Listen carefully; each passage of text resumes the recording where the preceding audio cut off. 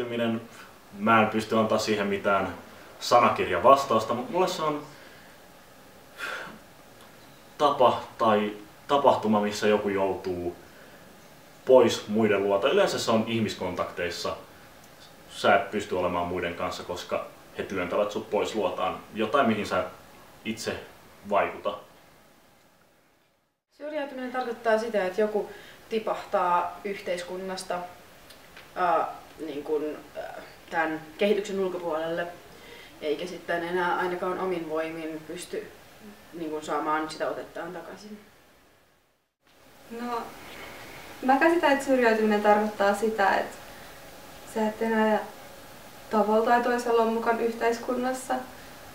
Että joko sä et ole kykeneväinen käymään töissä ja sit sulla ei ole läheisiä ja sä et ole kyvykäs nousemaan sieltä itse. Mistä syrjäytyminen johtuu? No, se johtuu yleensä pahoista ihmisistä, mutta mä en sano, että tässä maailmassa on joku paha voima, joka pistää muut ihmiset hylkimään toisiaan. Se on yleensä jotain, joka on ihmisten aivoissa ja käyttäytymisessä, joka pistää ihmiset syrjimään muita. Toki on lapsia ja aikuisiakin, jotka on kasvanut sellaisessa ympäristössä, että niiden on vaikea sopeutua muiden maailmaan, mutta yleensä se on joku, joka työntää pois luota. Syrjäytyminen voisi johtua siitä, ainakin mitä mä oon kuullut, että ihmiset sanoo, että jos jää vaille opiskelupaikkaa, vaara on suurempi. Varmaan se, että jos ei ole arkipäivässä mitään erinäistä tahtia, mitään rutiineja.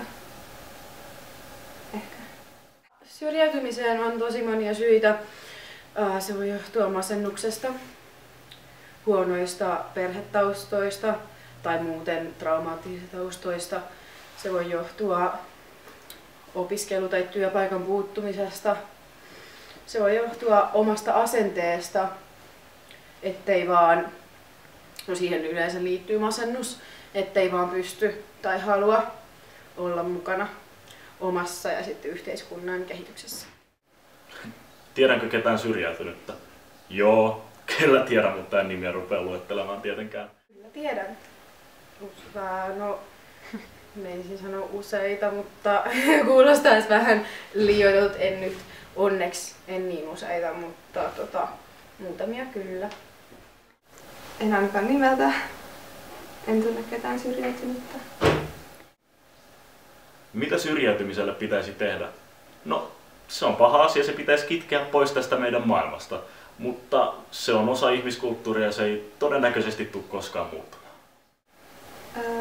Syrjäytymiselle pitäisi varmaan jotenkin yrittää saada sellainen loppu, että niitä pitäisi auttaa niitä syrjäytyneitä ihmisiä ja olla niiden tukena ja yrittää estää uusia ihmisiä syrjäytymästä.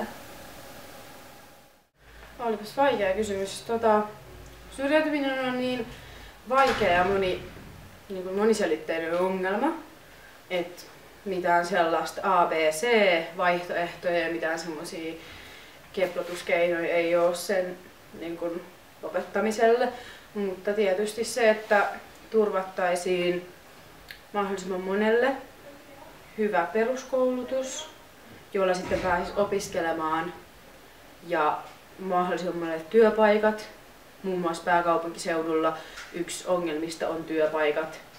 Ja sitten tietysti tarjottaisiin mahdollisimman paljon tietoa ja sitten tukea masennuksen hoitoon. Onko kaupunki tehnyt tarpeeksi minun mielestäni? Kyllä. Mä näen jatkuvasti kampanjoita siitä, miten nuoria koitetaan saada työpajoihin ynnä muuhun harrastukseen, että saadaan kaikki skidit mukaan. Tietenkin vanhemmilla taas aikuisilla ihmisillä on omat syrjäytymisen huolensa, mutta niihin nyt ei näytetä liikaa pistämään vaivaa. Mä en osaa sanoa, onko kaupunki tehnyt kauheasti tarpeeksi syrjäytymistä vastaan, mutta sitä kuitenkin on paljon, niin ehkä se voisi tehdä vielä vähän enemmän. En mä oikeastaan voi sanoa, että oltaisiin tehty liian vähänkään, mutta joissakin tapauksissa ehkä yritetään tehdä, tietyissä tapauksissa yritetään tehdä niin paljon, että se taas tuo asiaa takapakkiin.